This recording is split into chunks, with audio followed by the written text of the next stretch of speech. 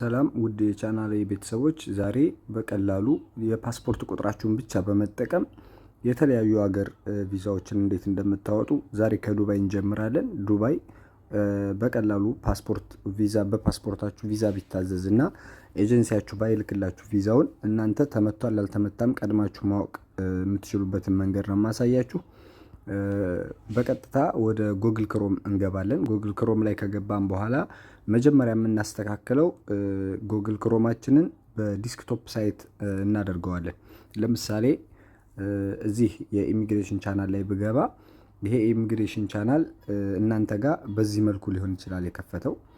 እንደዚህ ከሆነ በቀላሉ ፋይሎችን ለመሙላትና ፋይሎችን ለማየት ስለማያመቻችሁ እዚች ጋር የሶስት ነጥብ ምልክት ላይ አናቷ ላይ ያለችዋን የሶስት ነጥብ ምልክት ተነኩና ወርታች ዝቅ ስታደርጉ እዚህ ጋር ዲስክቶፕ ሳይት ያደርግላችኋል።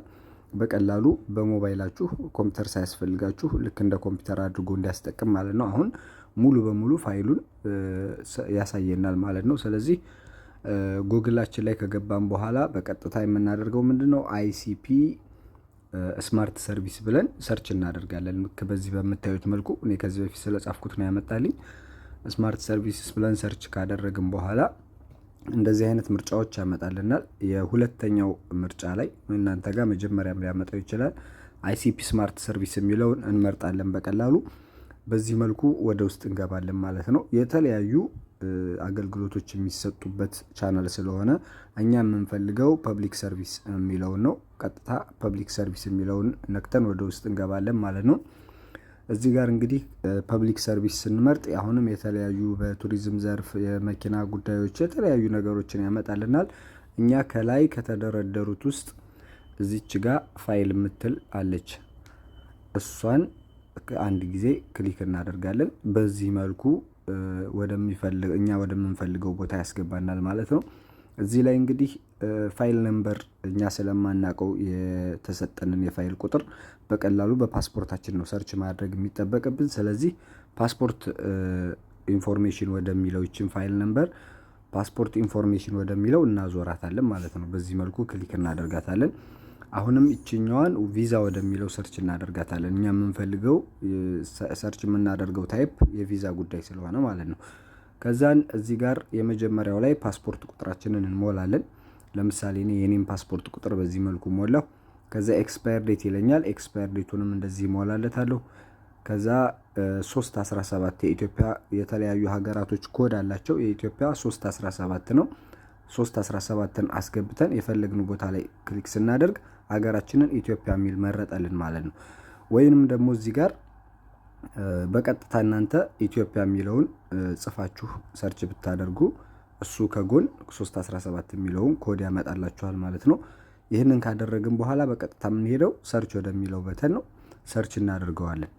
አሁን እዚህ ጋር እንግዲህ በእኔ ፓስፖርት የታዘዘ ቪዛ ካለ እሱን ያሳየኛል ማለት ነው። እዚህ ጋር እንደምታዩት አክቲቭ የሆነ ገና ያልገባህበት በ15/08 2025 የወጣ አንድ ቪዛ አክቲቭ ነው እያለኝ ነው። እዚህ ጋር እንደምታዩት በዚህ መልኩ በቀላሉ አክቲቭ ነው ተደርጓል አልተደረገም በእኔ ፓስፖርት ቪዛ ተመቷል አልተመታም ማወቅ እችላለሁ።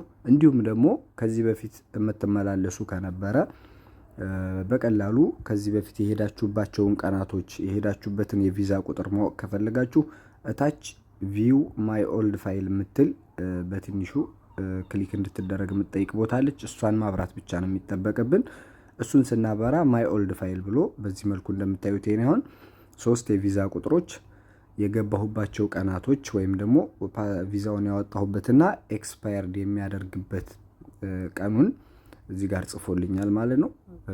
በዚህ መልኩ በዝርዝር እያንዳንዱን በእናንተ ፓስፖርት ቁጥር የወጣ ቪዛ ካለ አሁን ላይ አክቲቭ የተደረገ ማለት ነው።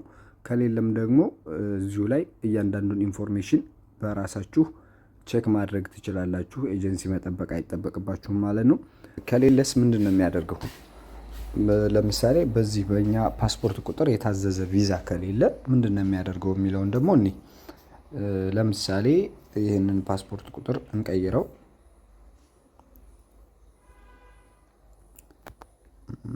ኤክስፓየር ዴቱንም እንደዛው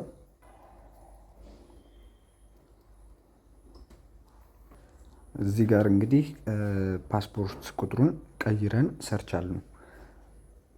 የመጀመሪያው ላይ በዝርዝር አምጥቶልን ነበር። እዚህኛው ደግሞ በዚህ ፓስፖርት የታዘዘ ቁጥር አለ የለም የሚለውን ሰርች ስናደርግ እዚህ ጋር ኖ ሪካርድ ፋውንድ ብሎ ያመጣልናል። በዚህ ፓስፖርት ምንም አይነት የታዘዘ ቪዛ የለም ብሎ ያመጣል ማለት ነው።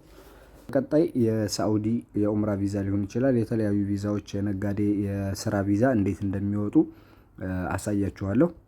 እንዲሁም ደግሞ ወደ ቱርክ በቀላሉ እንዴት ነው አፕላይ የምናደርገው የሚለውንም አሳያችኋለሁ። እስከዛው ይሄ ቪዲዮ ይጠቅማል ለምትሉት ሰው ሼር አድርጉ፣ ላይክ አድርጉ ለብዙ ሰዎች እንዲዳረስ። ሰብስክራይብ ብታደርጉ ደግሞ የተለያዩ የዚህ አይነት የጉዞ መረጃዎች እና ከቴክኖሎጂ ጋር የተገናኙ ነገሮች ስለሚደርሷችሁ ቤተሰብ እንድትሆኑ እንጋብዛለን። አመሰግናለሁ።